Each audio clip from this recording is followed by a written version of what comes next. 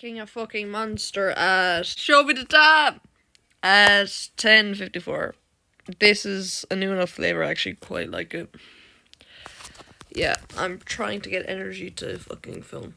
Oh, this is just a little insight on how my psyche and just my mental health space works, and I suppose it's also with my attachment and I suppose my attachment issues in a sense, like it's the type of thing where it's like, like the whole fucking like attachment here, I don't know who it's by, it's like avoidant, of course, secure, the one you want to have, anxious avoidant, and fearful avoidant. And fearful avoidant is the one where you're completely fucked altogether. Fucking anxious and avoidant depends on your severity, and secure is what you want to be at.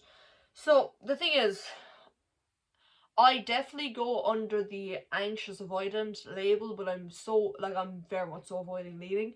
And it's the type of thing where it's like, I'm going to talk about something, and I think it's something I notice, but like other people don't really notice. Well, I don't know what other people notice because I'm not in their fucking head, and I don't know if they think about me for the most part. Yeah, but it's the type of thing where it's like, I think loyalty is such a big thing to me. Fun fact, I'm getting loyalty tattooed there in a couple of weeks. So, yeah. And it's the type of thing where it's like, there are two people in my life where it's like, I'm really fucking close to them, and when anything bad ever happens to them, it genuinely feels like I can't breathe,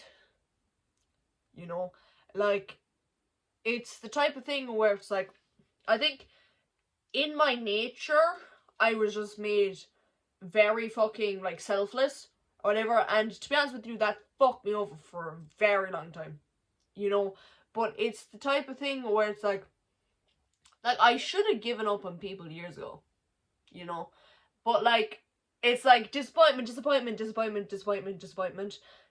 and there is like two people like in my long list of disappointments, like around 5 years ago. This is when I was really going through it because I was still living with my mum and all this, around like 5 years ago. These people were the ones to like help me escape from just the like years of isolation I had, because especially after like fucking 2020 and the whole fucking Rona thing, like, it's the type of thing where it's like, my mother, just because of how she was abusing us and all that, of course, she wanted to isolate us completely. So it's the type of thing where it's like, I never invited a friend over to the house. Didn't even like me having friends, really.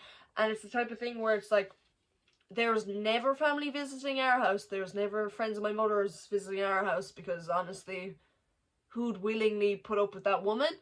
I only know of her having one friend, and I don't know what's going on there, but God help her anyway.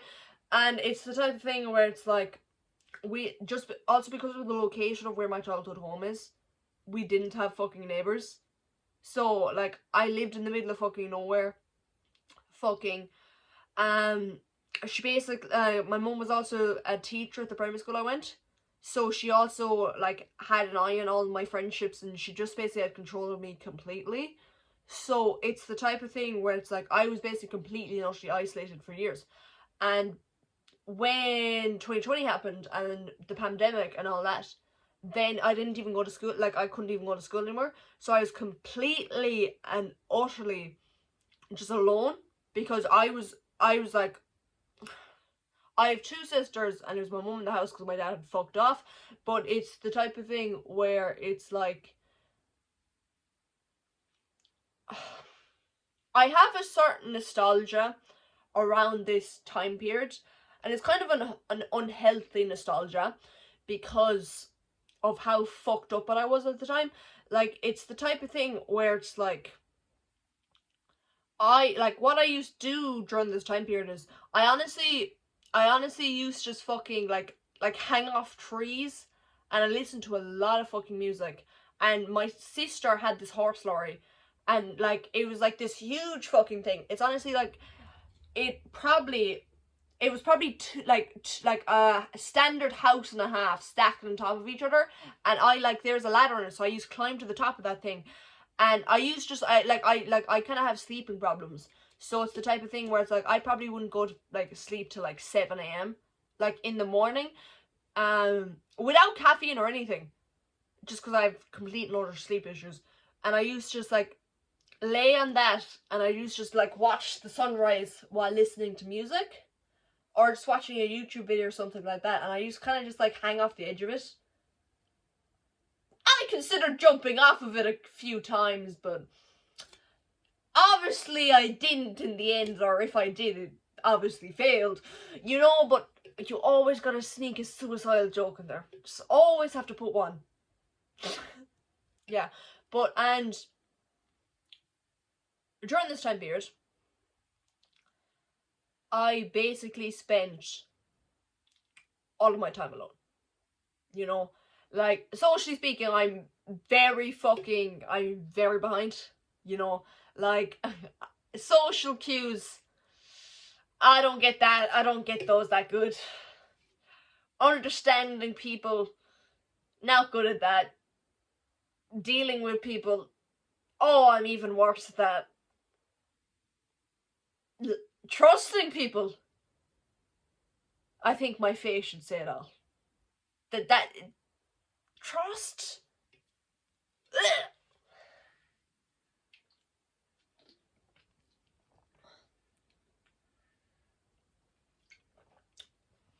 You know, and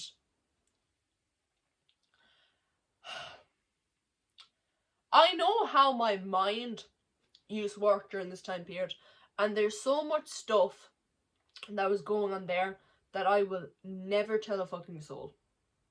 You know, like, there's a lot of stuff that happened to me that's going to the absolute grave, you know, and stuff like that, but I met this one person, and that was, oh, tears are gonna come. That was the first true friendship I've ever had. And then I entered secondary school, and then I met my second true friend I've ever had, you know. And like recently, because of the gym, and like just like I have friends from the gym and stuff like that, but like I mean this in the like non-cringiest way possible. I will always remember the OGs. Oh, I'm so embarrassed by myself. And but it's the type of thing where it's like, I just have such a level of loyalty for the people who were there for me and who supported me when I lived at my mum's, just because of like, I suppose it's like the phrase, like, if they don't accept you at your worst, they don't accept you at your best. And I don't necessarily agree with that phrase necessarily, but I do think there's some fucking weight to it, you know, because it's the type of thing where it's like, with the people who treated me good during a time period where I got treated like complete and utter shit, they stand out a lot. They stand out like fucking no tomorrow. Like, generally speaking, like, I don't think people understand the level of loyalty I have when I actually give a fuck about someone. It's the type of thing where it's like, when I really, really fucking care about someone, I will generally cut off all my limbs to make sure they're okay. You know? Like, it's the type of thing where it's like, when you're someone like me and you're someone with my life experience, like, loyalty is such a big thing, because trust issues and all, like, generally, like, I have like so many trust issues, and I've like so, like, I'm a bit of a, like, you know, problems, basically problems. And when you've experienced so many disappointing people, when you finally meet people who don't disappoint you and who support you when that's what you wanted your whole life, but you never once received it, and then you suddenly find someone who will talk you through a bad time, who'll say it'll get better, who'll say, like, who'll ring you at God only knows what time, just to make sure you're okay. Will send you messages. Sorry, I can't call right now. Are you okay? Is everything okay? You know, it's the type of thing where it's like, when the people in your life who are meant to care about you never cared about you, you know? So I feel like it's the type of thing where it's like, I don't necessarily know if it's the most healthiest or whatever, like, and it's the type of thing where it's like, I feel like when friends start treating me properly, I kind of like really attach to them. If like, if if they're safe enough to do that, and I feel like I really attach to them, and I feel such an extreme level of loyalty to them, because I suppose it's the type of thing where it's like, I don't speak to either of my parents anymore, so, and like, you know, don't really speak to a lot of my family either, so it's kind of like the replacement of all these strong attachment feelings, and it's kind of going towards friendships, and like, not a lot of people hold friends to the degree I do, but I hold them to an extreme degree, you know, and it's the type of thing where it's like, generally speaking, I actually had a conversation with one of my really good friends today, and it was about like ambition and all that, and to be honest with you, I suppose I would be considered a very ambitious person, because I probably just would be considered very ambitious, and one of the main sources of my ambition is to make the people in my, like, the people that I care about a better life. You know, it's one thing where it's like, I always know to be honest, I don't really even give that much of a fuck about myself. You know, well, that's kind of a lie. I'm a borderline narcissist sometimes, but I do care about myself, and I do want to ensure that I have a good future, but the main motivator behind my ambition is making sure the people I care about are taken care of.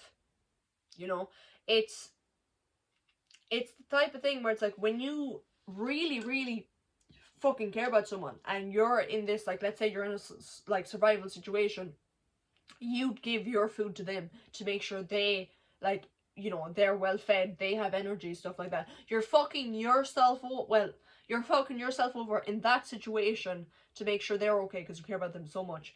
But I don't understand the people who can just have shallow, casual friendships. You know, like, it's the type of thing where it's like, I think it's just because I hold the, like, word friendships, and I see that category is so important, because all the other important categories I was meant to have, I don't really have them. Like, parents, oh Jesus, no. Yeah, and but, you know, it's the type of thing where it's like, a lot of people do have shallow friendships where it's like, you wouldn't die for that person, but it's the type of thing where it's like, if I wouldn't die for you, I just consider you an acquaintance. And I suppose that also shows insights on how extreme I am, and how extreme my mentalities go, and stuff like that. Once more, probably not the healthiest, but I think I would say I'm a good friend. I would say I'm a very good friend. That's if I actually give a fuck about you. I think I've really started to realize how extreme my mindset is. It's either I care about you to, like, a fucking, oh my god, like kind of nearly a suffocating fucking level. Like, it's the type of thing where it's like, when I really do care about someone, and when I really do have loyalty towards someone, like, I do everything in my power to, like, not let my attachment issues, like, fuck them up, type of thing. It's the type of thing where it's like, I care about them so much that, like, I want to heal to be a better person for them. You know, it's the type of thing where I realise I say a lot of phrases very much, so a lot I can barely even speak right now. Yeah, what I was saying is, with the level of care that I have towards certain people, it could be unhealthy as fuck if I didn't keep it in check, but it's the type of thing where it's like, I will always keep myself in check for the people I really care about. Like, I can act like a complete and utter nutcase if I only give, like, halfway of a fuck about you, if I don't give a fuck about you at all, type of thing. But it's like, one time I brought up to one of my friends, and I was like, I started talking about my attachment issues, and then she was like, she kind of looked at me with a perplexed face, and was like, I've never noticed this. And I was like, yeah, because you don't get to see this side of me, because I care about you too much. You know, it's, you know, but like, hey, It's okay. I get away with this shit. It ain't my fault. It ain't my fault. Nothing is my fault.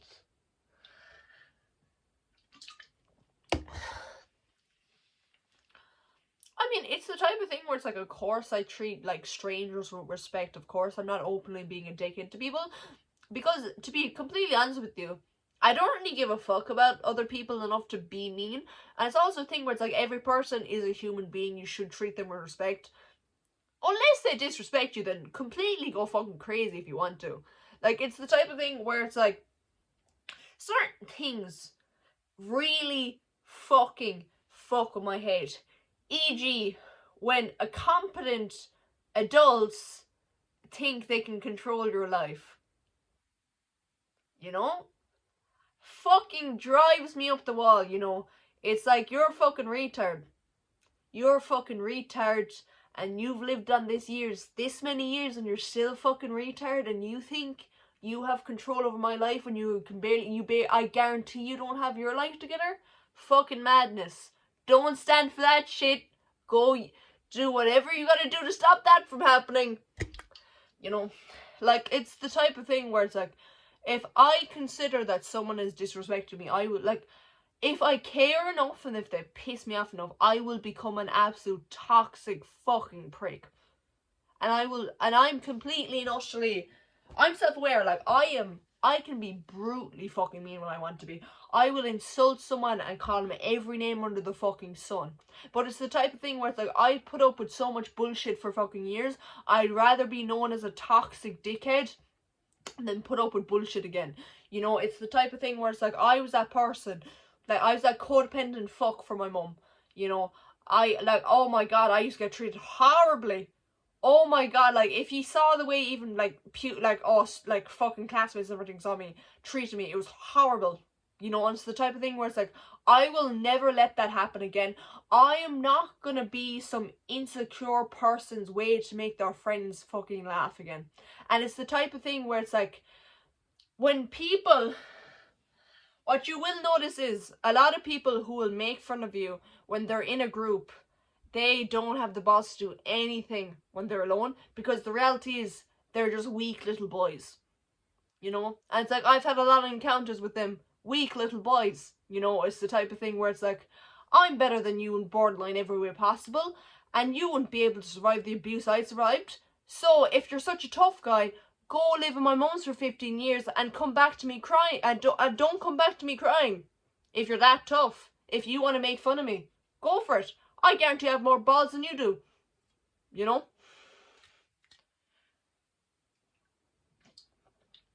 Wow, I'm feeling very controversial. I love it though. Don't let anyone get away with disrespecting you at all. That's my fucking advice. And I learned that the hard way, because I let it happen for way too fucking long. And then, you know, don't even let them away with this much of an inch. You know, well, that isn't even, that's like a couple of centimeters. Don't even let them away with a couple of centimeters. You know, don't let them get away with nothing. You know, because when someone disrespects you once and you let them get away with it, they think they can do that again. You know, and see, the thing is, like, sometimes someone disrespects you, but they're just so completely and utterly pathetic, you don't give a fuck. You know, and it's the type of thing where it's like, listen, there's multiple people like that who've, like, tried disrespecting me in my life. It's like, I just, like, genuinely, you're, like, I just don't give a fuck. Like, your opinion means absolutely nothing, and your disrespect is just laughable because of the type of person you are. That type of thing. And, but, like, for the most part, like, you gotta set a lot of people straight. You know, no matter who the fuck they are.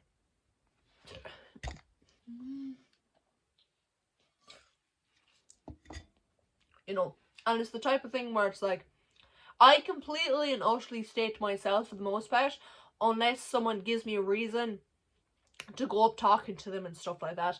And it's the type of thing where it's like, if someone wants to go out of their way to be a fucking dickhead to me, then they just got issues and fucking self-esteem issues or something like that. Because, like, listen, I'm secure in myself, and I know that must really intimidate you over there, but stay to your fucking self and go find someone else to fucking say some shit to. Because first off, your insults are shit. Second off, you're not even funny. And third off, hop off my dick, because I really don't have one.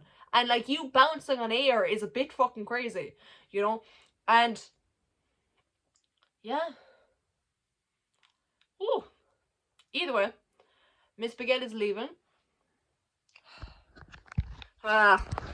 I'm not gonna sleep tonight, I already know.